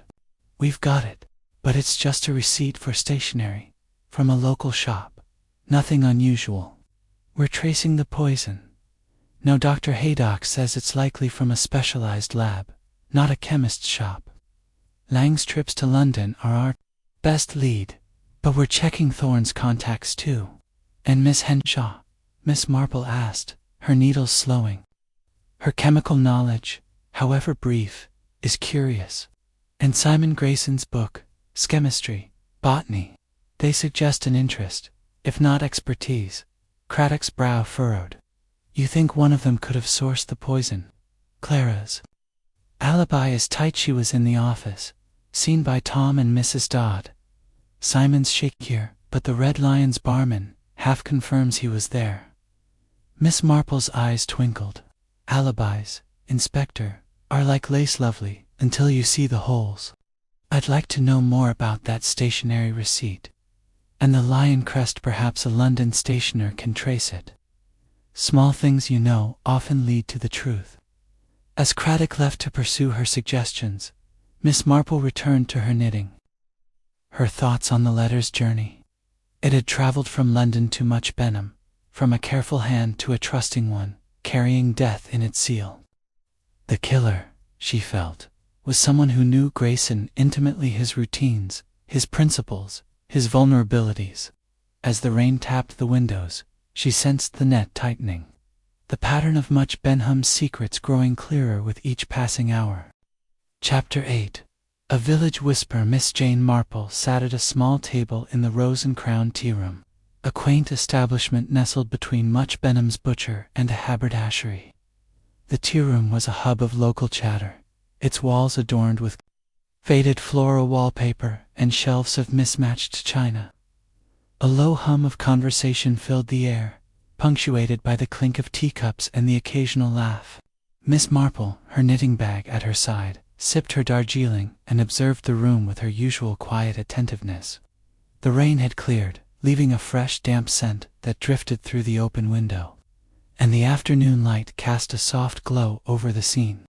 She had come to listen, for villages, she knew, were like tapestries woven with threads of gossip that, when carefully unraveled, often revealed hidden truths. The tea room was busy, its tables occupied by shopkeepers, farmers' wives, and a few of Much Benham's more curious residents. Miss Marple's presence, that of a genteel outsider, drew glances, but no overt suspicion. Her gray shawl and modest hat blended seamlessly with the crowd, and her knitting needles moved with a rhythm that invited trust. She had learned long ago that people spoke freely when they thought themselves unobserved, and the Rose and Crown was the perfect stage for such revelations. At a nearby table, two women, Mrs. Price, the butcher's wife, and Mrs. Ellis, who ran the post office alongside Mrs. Bates, leaned close, their voices low but animated. Miss Marple's sharp ears caught fragments of their talk, and she tilted her head slightly, her needles never faltering as she pieced together their words. "Seen him in London, I heard," Mrs. Price was saying, her voice tinged with excitement. "Victor Lang, that is, at a cafe, with some woman in furs. Not his wife, mind you, she's been gone years. My cousin's girl, works in Chelsea, saw them plain as day." Mrs. Ellis nodded, her eyes wide. "He's always off to London, isn't he? Business, he says, But what sort of business needs a fancy woman? And poor Mr. Grayson, poking into his affairs. No wonder there was trouble. Miss Marple's lips curved faintly, though her expression remained serene. Victor Lang's London trips, already noted, now carried a new shade of intrigue. A woman in furs suggested connections, perhaps romantic, perhaps illicit, that could tie to the letter's origin. She made a mental note to ask Inspector Craddock about Lang's associates, though she suspected the police had yet to delve into such personal matters. The conversation shifted, and Mrs. Price lowered her voice further. And that Clara Hen, always mooning over Mr. Grayson. My Tom saw her once, crying in the office after hours. Devoted, they call it, but it's more than that, if you ask me. Mrs. Ellis clucked her tongue. She's a quiet one, but sharp. Did you know she studied chemistry at some college? Dropped it to work for Grayson, but I reckon she knows more than she lets on. My nephew said she was always mixing, cleaning solutions herself, saved the firm money, she said. Miss Marple's needles paused for a fraction of a second, her mind seizing on the detail. Clara's chemical knowledge, mentioned by Thorne, was now confirmed by village talk, and the cleaning solutions added a new thread. The faint chemical scent in Clara's cottage, which Miss Marple had attributed to cleaning, took on a darker possibility. She recalled a St. Mary Mead seamstress who had used her knowledge of dyes to mask a poison. Clara's skills, however dormant, could serve a similar purpose. A third voice joined the conversation, a young woman, Miss Lucy Carter, who worked at the haberdashery next door. She slid into a chair, her apron dusted with thread. You're talking about the murder, aren't you? I saw Simon Grayson yesterday, staggering out of the Red Lion. He was muttering about his brother, how Harold owed him. Reckon he's glad to see him gone, debts or no. Mrs. Price shook her head. Simon's a wreck, always has been. But poison, that's clever work, not his sort. Mind you, he's got those books. My boy delivered some from a shop in Bristol. Chemistry, of all things. What's a man like that need with such? Miss Marple's eyes flickered with interest, though her face betrayed nothing. Simon's chemistry books, noted during her visit, were now tied to a purchase, suggesting intent rather than chance. Bristol was closer than London, and a bookseller might recall details. She sipped her tea, her mind weaving the gossip into the broader pattern. Lang's mysterious woman, Clara's chemical past, Simon's books. Each suspect was linked to the letter's elements. London knowledge, motive, but none yet stood alone. The tea-room door jingled, and a man entered. Tom Wheeler, the young clerk from Grayson and Thorne. His boyish face was flushed, and he carried a parcel under his arm, likely an errand for the office. He nodded to Mrs. Bates, who had joined the counter, and hesitated, catching Miss Marple's eye. She smiled, a gentle invitation, and he approached, clearly uneasy. Miss Marple, isn't it? He said, his voice halting. Inspector Craddock said, you're helping. I don't know much, but I worked for Mr. Grayson. If you've questions, I'll try to answer. Miss Marple set her knitting aside, her expression warm. How kind of you, Mr. Wheeler. A clerk sees so much, doesn't he? The comings and goings, the moods of an office. Tell me, did you notice anything unusual the morning Mr. Grayson died? Tom shifted, glancing at the nearby tables. Not really, ma'am. I was out early, running errands, delivering papers to Mr. Thorne's meeting across town. When I got back, Miss Henshaw was sorting the post, like always. That letter, the one with the seal, was on Mr. Grayson's desk. I didn't see him open it, but I heard him fall. His voice cracked, and he looked down. Miss Marple's tone was soft, reassuring. It must have been dreadful. Miss Henshaw was there all morning, you say? Yes, ma'am. She was filing, typing, the usual. Mrs. Dodd, the charwoman, came in later, after it happened. I don't think anyone else was around. He paused, then added, Mr. Lang had been in the day before, shouting at Mr. Grayson. I didn't hear much, just raised voices. Miss Marple nodded, her mind noting the consistency of Clara's alibi, though Tom's absence during the critical moment left room for doubt. And Mr. Thorne? Did he return after his meeting? Not till noon, Tom said. He was shaken, like we all were. He's taken over now, running things. Says the firm's got to keep going. Thank you, Mr. Wheeler, Miss Marple said, her smile kind but her eyes sharp. You've a good memory. Small things you know can be so telling. As Tom left, clutching his parcel, Miss Marple returned to her tea, her thoughts racing. The gossip had confirmed Lang's London connections, Clara's chemical knowledge, and Simon's bitterness. But it also introduced new threads: Lang's mysterious woman, Clara's cleaning solutions, Simon's book purchase. The letter's journey, traced to London, now seemed intertwined with much Benham's undercurrents. She recalled a St. Mary Mead scandal, where village whispers about a love affair had led her to a thief. Here the whispers pointed to motives, but the letter's craft remained the key. Rising, she paid her bill and stepped into the street, where the air was fresh from the rain. The lion crest nagged at her, its specificity a clue yet to be unraveled. She resolved to ask Craddock about stationers in London and Bristol, and to check Simon's book purchase. The tea-room's chatter had given her threads, but the pattern was still forming. As she walked toward the King's Arms, her next meeting, with Dr. Haydock in mind, Miss Marple felt the mystery tightening, each whisper a step closer to the truth. Chapter 9. The Chemist's Clue. Miss Jane Marple sat in the small, book-lined study of Dr. Haydock's home in Much Benham, her knitting needles clicking softly as the late afternoon light filtered through a window overlooking a tidy herb garden.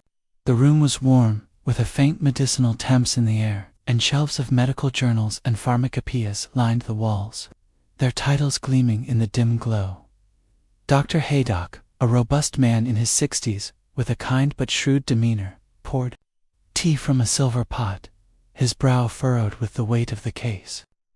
Miss Marple had come to discuss the poison that had killed Harold Grayson, for its rarity was a thread she hoped would lead closer to the killer's identity. Thank you for seeing me, Dr. Haydock, Miss Marple said, her voice as gentle as the steam rising from her cup. This poison, it's quite extraordinary, is it not? Not the sort of thing one finds in a village chemist's shop.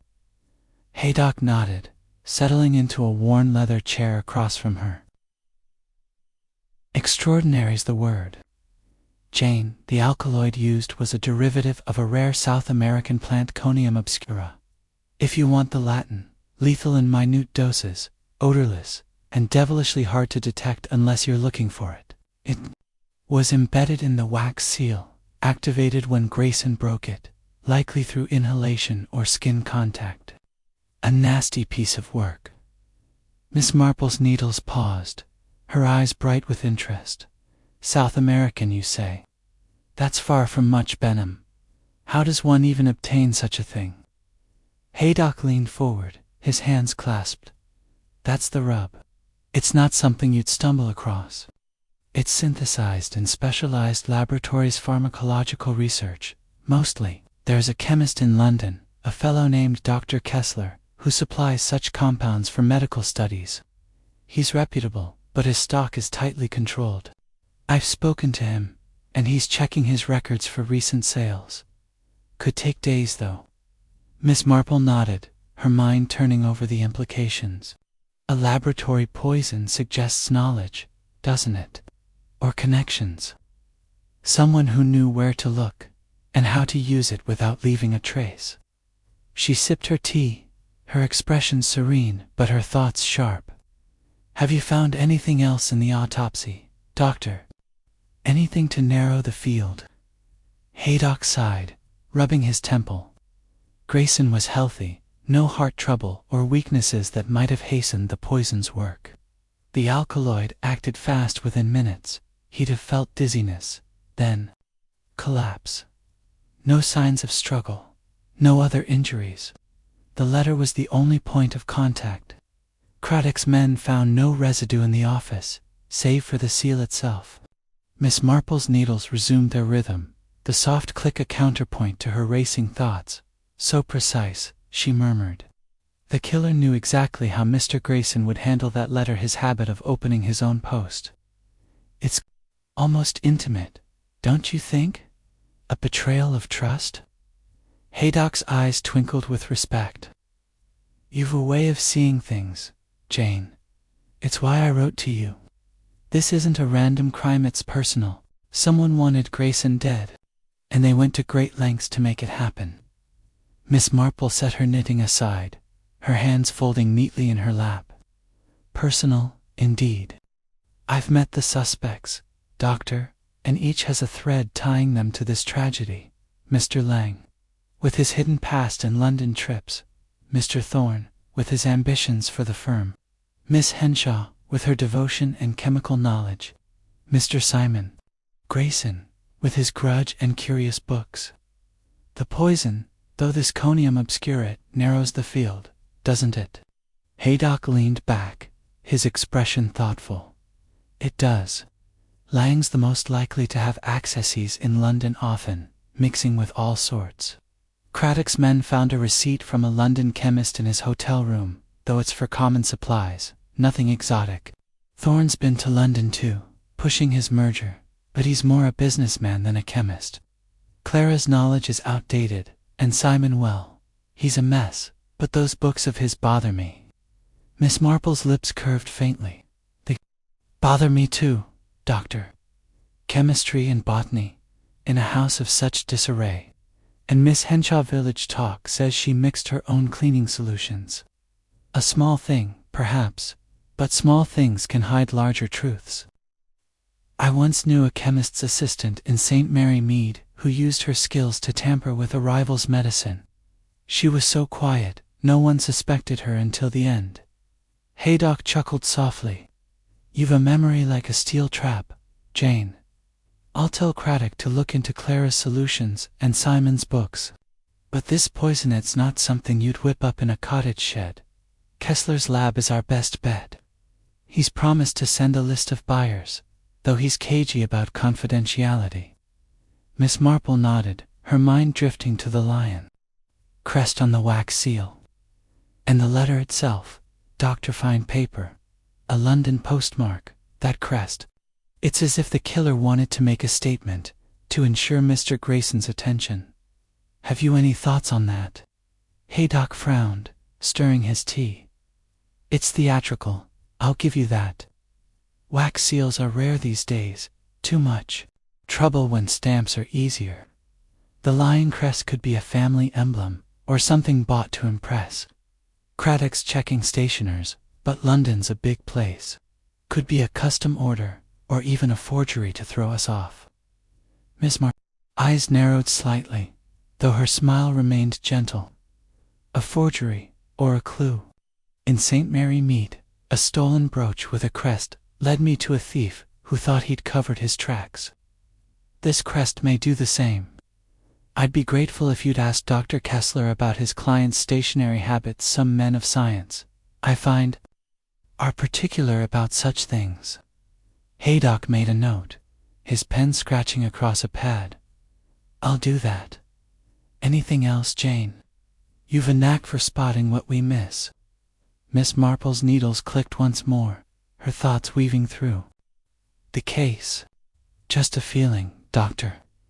The poison is the key, but the letter is the story. Whoever sent it knew Mr. Grayson's heart, his trust, his routine. I wonder, have you checked the envelope for traces beyond the poison? Fibers, perhaps, or ink that might match a suspect's pen. Haydock's eyebrows rose. Craddock's men are thorough, but I'll ask. The envelope's clean, save for Grayson's prints and the poison in the seal. The letter inside typed, standard paper matches Grayson's office typewriter. The killer used his own tools against him. Miss Marple nodded, her mind seizing on the detail. His own typewriter. That's clever, isn't it? It suggests access, or at least familiarity with the office. Miss Henshaw types for Mr. Grayson, of course, and Mr. Thorne has his own machine. Even Mr. Lang or Mr. Simon Grayson might have visited enough to know the equipment. As she spoke, her eyes drifted to a small glass vial on Haydock's shelf, labeled with a Latin name. It reminded her of Clara's cottage, the chemical scent that lingered there. "One last thing, Doctor," she said. "Miss Henshaw's cleaning solutions, might they contain anything unusual? Something that could mask or mimic a poison scent?" Haydock's expression sharpened. "Good thought. Most cleaning agents are basic ammonia lye, but a chemist like Clara might experiment. I'll have Craddock send a sample from her cottage for analysis. If there's a connection to conium obscura, we'll find it." Miss Marple rose, smoothing her skirt. "You're very kind, Doctor. I shan't keep you longer. This poison, this letter there, pieces of a puzzle, and I feel we're close to seeing the shape of it." Haydock escorted her to the door, his smile warm but his eyes serious. "You've a way of making the impossible seem simple. Jane, I'll let you know what Kessler says, and I'll push Craddock on those samples." As Miss Marple stepped into the cooling evening, the herb garden's fragrance mingled with the damp air. Her thoughts churned, the chemist's clue a bright thread in the tapestry. The poison's rarity pointed to Lang's London connections, but Clara's knowledge and Simon's books kept them in the frame. Thorne's ambition, while potent, seemed less tied to chemical expertise, though his London trips couldn't be ignored. The lion crest, the typed letter, the office typewriter all suggested a killer who moved in Grayson's orbit, close enough to know his habits, cunning enough to use them. She walked slowly toward the King's Arms, her umbrella tapping the ground, though the rain had stopped.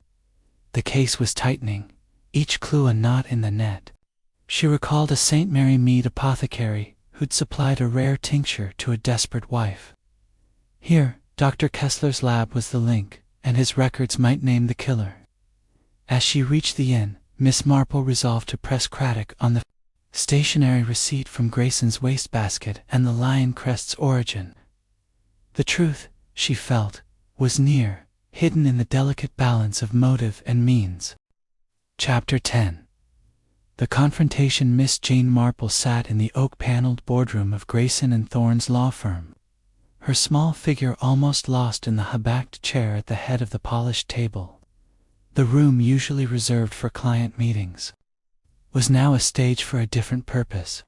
Inspector Craddock had agreed to her request to gather the suspects Victor Lang, Edward Thorne, Clara Henshaw, and Simon Grayson in one place, a tactic she had used before to stir the truth from the shadows.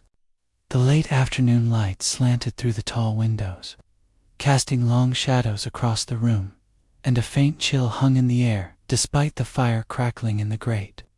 Miss Marple's knitting lay in her lap, her needles still, but her eyes were sharp, moving from face to face as the suspects took their seats.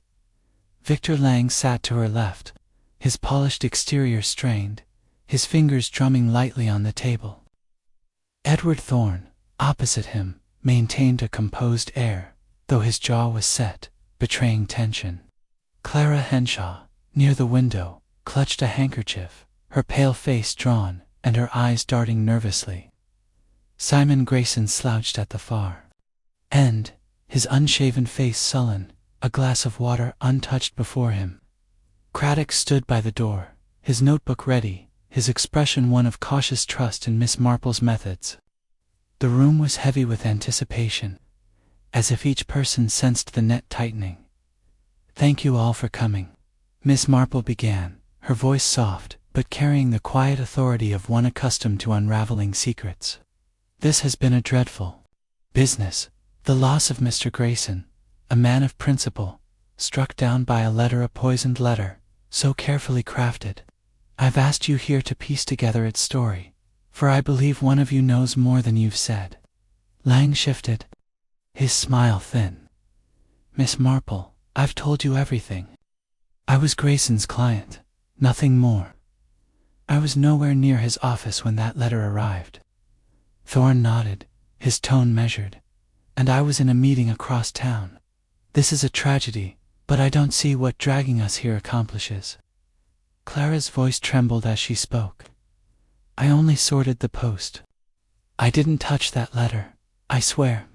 I'd never hurt Mr. Grayson. Her eyes filled with tears, and she looked away, twisting her handkerchief.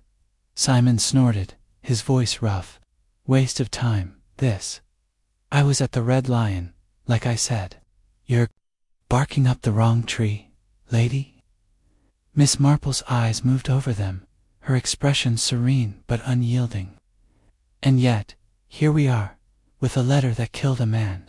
Fine paper, a London postmark, a lion crest on its wax seal, and a poison so rare it could only come from a specialized source. Let us trace its journey, shall we? She leaned forward slightly, her hands resting on her knitting. It began.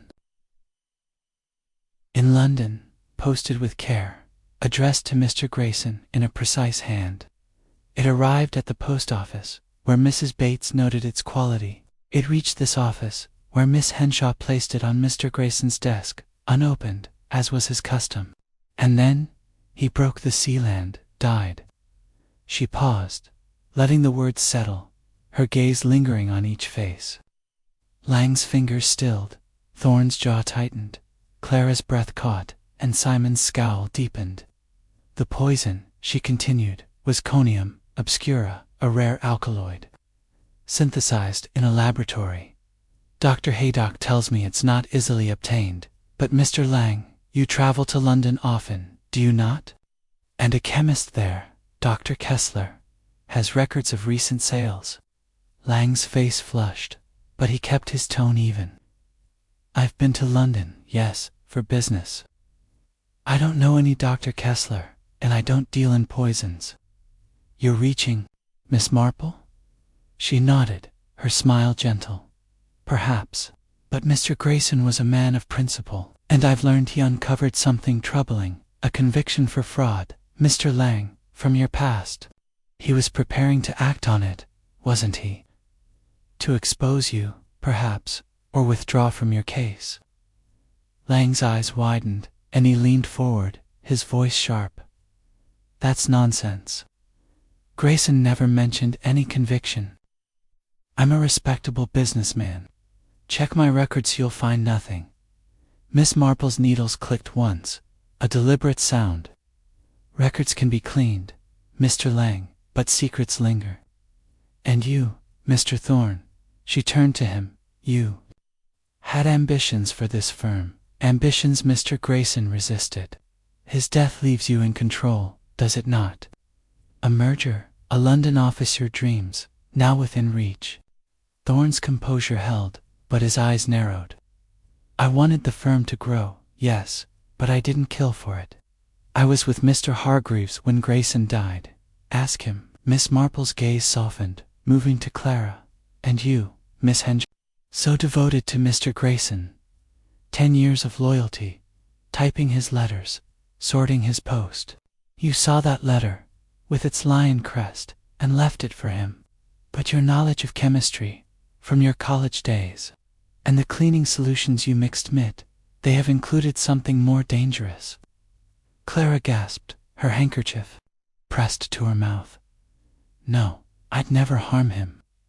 I respected him. I was in the office. Tom saw me, Mrs. Dodd saw me. I didn't touch that letter. Simon laughed, a harsh bark. You're wasting your breath, Clara, she's got it in for all of us. I didn't send no letter. I was drinking, not plotting murder. Miss Marple's eyes met his, calm but piercing. Your bitterness, Mr. Grayson, is understandable. A brother's refusal to help, years of resentment festers, doesn't it? And those chemistry books in your home, so curiously specific. Did you study them, perhaps, to find a way to settle old scores? Simon's face reddened, and he slammed a fist on the table. Books don't make me a killer. I hated Harold, Sure, but I didn't poison him. Check the Red Lion, asked the barman. Miss Marple nodded, her expression unchanged. I believe one of you knows the truth. The letter was typed on Mr. Grayson's own machine, a detail only someone familiar with this office would know. The lion crest, the poison, the London postmark, they point to a mind both cunning and desperate. Mr. Grayson's discovery of Mr. Lang's fraud was a threat, but was it the only one? The room fell silent, the tension thick as the suspects exchanged glances. Clara's eyes darted to Lang, a flicker of fear crossing her face. Thorne's fingers twitched, as if resisting the urge to speak. Simon glowered and Lang's smile was gone, replaced by a hard stare. Miss Marple watched them all, her mind sifting through their reactions. She recalled a St. Mary Mead gathering, where a single glance had betrayed a thief. Here Clara's fear and Lang's sudden stillness were telling. Craddock cleared his throat, breaking the silence. Miss Marple, have you a theory then? Not yet, Inspector, she said, her voice mild, but the truth is like a knot it unravels with a gentle tug. I'd like to know more about Dr. Kessler's records, and that stationery receipt from Mr. Grayson's wastebasket. Small things, you see, often lead to the heart of a matter. She rose, her knitting bag in hand, and the suspects followed suit, their faces a mix of relief and unease.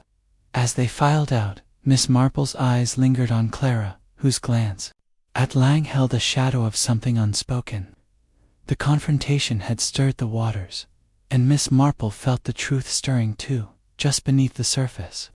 As she stepped into the evening air, the case's threads long secret thorns. Ambition, Clara's devotion, Simon's grudge, were weaving into a pattern, and she knew the next tug would bring her closer to the killer. Chapter 11. The final piece. Miss Jane Marple sat by the window of her room at the King's Arms, the evening sky deepening to a soft indigo over much Benham. Her knitting lay untouched in her lap, the needles silent for once, as her mind pieced together the threads of the case. The confrontation at Grayson and Thorne's office had stirred the suspects, their reactions Lang's defensiveness, Thorne's restraint, Clara's fear, Simon's bluster revealing more than their words. Yet the poisoned letter, with its lion crest and rare alkaloid, remained the enigma's heart. Miss Marple felt the truth was near, a single detail waiting to be uncovered. Like a misplaced stitch in a familiar pattern, the chemical scent in Clara Henshaw's cottage had lingered in her thoughts, a faint clue that refused to be dismissed. The village gossip, Dr. Haydock's findings, and the suspects' alibis had woven a tapestry, but it was incomplete. She needed one final piece, and so, after a brief call to Inspector Craddock, she resolved to revisit Clara's cottage under the pretext of returning a borrowed handkerchief. The evening was cool, the streets quiet, save for the distant bark of a dog, and Miss Marple's steps were purposeful as she approached the whitewashed cottage, its roses glowing faintly in the dusk. Clara answered the door, her face pale and her eyes wary. Miss Marple, she said, her voice barely above a whisper. I wasn't expecting you. Is something wrong? Oh, my dear, Miss Marple said, her tone warm and disarming. I seem to have taken your handkerchief by mistake after our talk. I thought I'd return it, and perhaps have a word, if you're not too tired. She held out a small lace square, her smile gentle, but her eyes sharp. Talk. Clara hesitated, then stepped aside. Of course, come in. The sitting room was, as Miss Marple remembered, cozy, sparse, with the photograph of Harold Grayson on the mantel. The chemical scent was fainter now, but present, and Miss Marple's gaze drifted to the small shed visible through the window. Its door slightly ajar. They sat, and Miss Marple drew her knitting from her bag, the familiar click of her needles easing the tension. You've been so brave, Miss Henshaw, she began. Through all this sorrow, Mr. Grayson was fortunate to have someone so loyal. But loyalty, I find, can lead us to difficult places. Clara's hands twisted in her lap, her eyes fixed on the floor. I only did my job, Miss Marple. I told you everything. I sorted the post. I didn't touch that letter. Miss Marple nodded, her needles moving steadily. I believe you, my dear, but that letter, it puzzles me still. Such fine paper, that lion crest, the poison in the seal. It was meant for Mr. Grayson alone, wasn't it? Someone who knew his habits, his trust in his correspondence. She paused, her eyes meeting Clara's. You were in the office that morning, sorting the post. Did you notice anything unusual? Perhaps something you didn't think to mention? Clara shook her head, her voice trembling. No, nothing. It was a normal morning. Tom brought the post. I sorted it, left Mr. Grayson's letters on his desk. I was filing when it happened. Miss Marple's smile was gentle, but her mind was racing. Filing? Yes. Such a routine task. Yet routines can hide surprises, can't they? I once knew a maid in St. Mary Mead who found a letter tucked in a drawer, not meant for her eyes. It changed everything. Tell me, Miss Henshaw, did you ever handle anything unusual in the office? A glove, perhaps, left behind. Clara's breath caught, her eyes widening. A glove? I don't. Why would you ask that? Miss Marple's needles paused, her gaze soft but unyielding. Because, my dear, I noticed a glove in your garden shed when I passed by earlier. A single glove, with a faint chemical scent, much like the one in this room. It's a small thing. But small things can be so telling. Clara's face crumpled, and she buried her head in her hands. I didn't mean any harm, she whispered, her voice breaking. I didn't know what he'd do. He made me. Miss Marple, he said it was to protect Mr. Grayson, to scare someone else. Miss Marple leaned forward, her tone gentle but firm. Who made you, Miss Henshaw?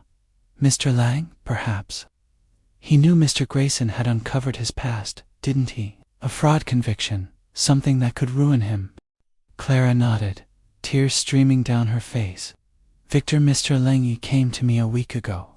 Said Mr. Grayson was in danger, that someone was threatening him over a case. He asked me to help, too, to handle a letter, make sure it got to the right person.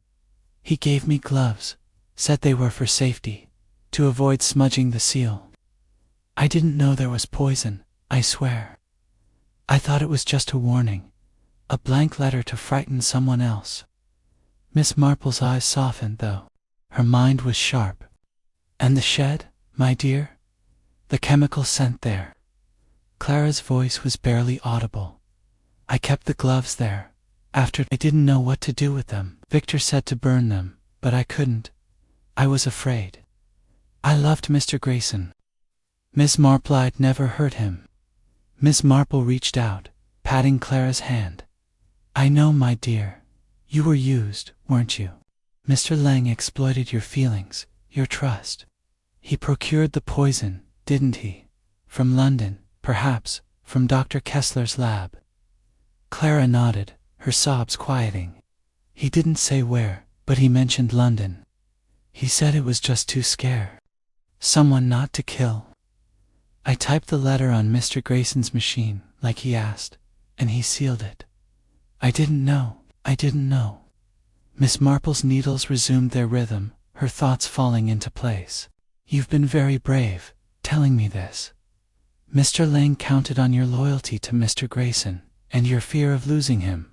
But the truth, my dear, always comes out like a stitch that won't hold. She rose, her small figure resolute. I must speak to Inspector Craddock. He'll need to know about the glove, and Mr. Lang's role. You'll help him, won't you? To make things right for Mr. Grayson. Clara nodded, her face pale but resolute. I will. I'm so sorry, Miss Marple. I never meant for this.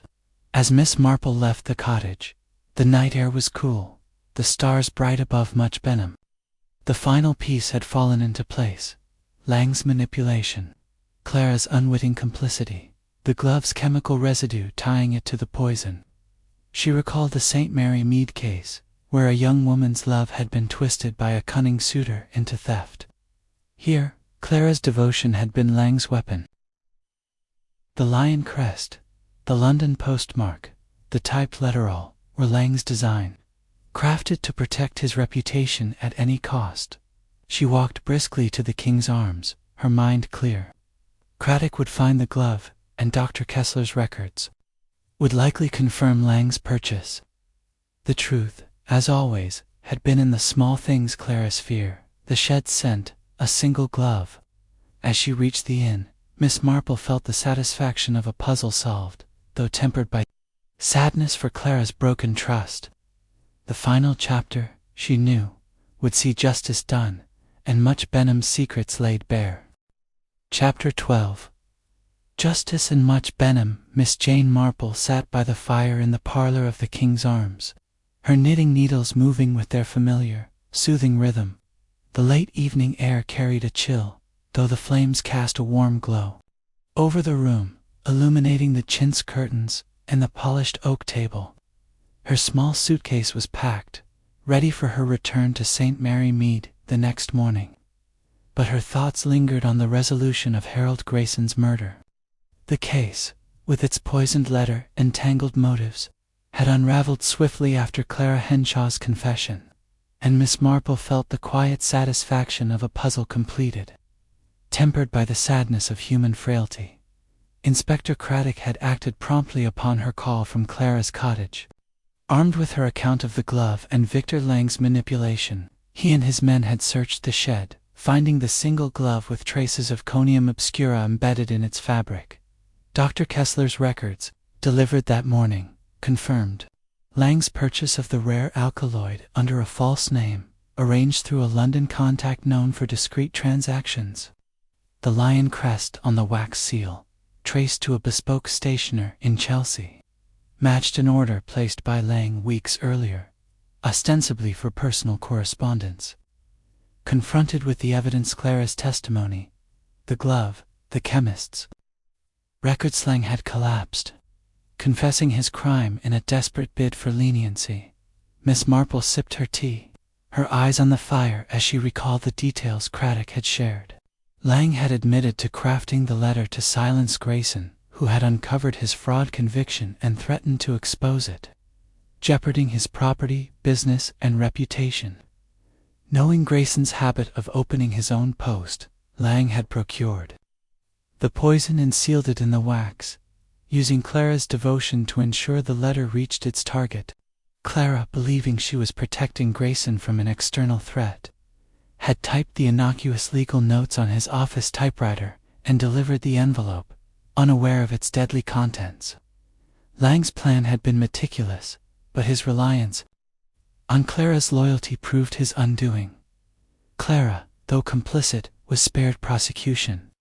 Her tearful cooperation and evident coercion swayed the magistrate, who recommended leniency pending further inquiry.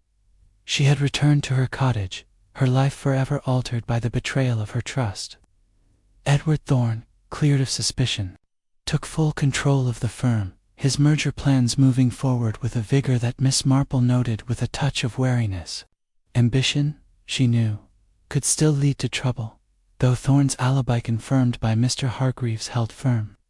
Simon Grayson, his bitterness undimmed, retreated to his ramshackle home, his chemistry books untouched, but no longer suspect. The Red Lion's barman, vague as expected, could neither confirm nor deny his presence, but the evidence pointed firmly elsewhere. Miss Marple's needles paused as she reflected on the case. The lion crest, the London postmark, the typed letterall, had been Lang's attempt to cloak his crime in sophistication, a veneer as polished as his own. Yet, like so many in St.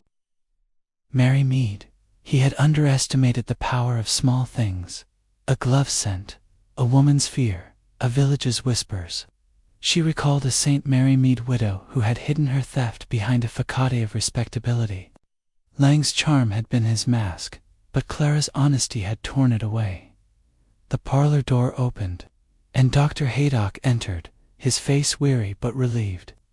"Jane, you've done it again," he said, settling into a chair with a glass of sherry. Craddock's singing your praises, though he'll never admit how you outdid him. Lang's in custody, and the town's buzzing with the news. Miss Marple smiled, her expression serene. It's not about outdoing anyone, Doctor. It's about seeing what's their people's hearts, their fears, their secrets. Poor Miss Henshaw was caught in a web not of her making, and Mr. Lang thought he could control it. But the truth, you know, has a way of slipping free. Haydock chuckled, raising his glass. To your sharp eyes, then? Much Benham owes you a debt. Will you stay for the inquest? She shook her head, her needles resuming their rhythm. No, I'll be back in St. Mary Mead tomorrow. My roses need tending, and I've a shawl to finish. Besides, Inspector Craddock has everything in hand now.